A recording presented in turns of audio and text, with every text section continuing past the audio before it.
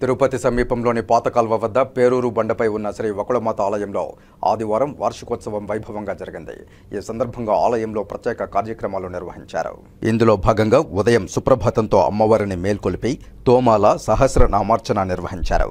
అనంతరం ఉదయం 8 గంటలకు విశ్వక్సేనారాధన, పుణ్యాహవచనం, రక్షాబంధనం, అగ్ని ప్రతిష్ఠ, కలశారాధన, మహాశాంతి హోమం, పూర్ణాహుతి నిర్వహించారు.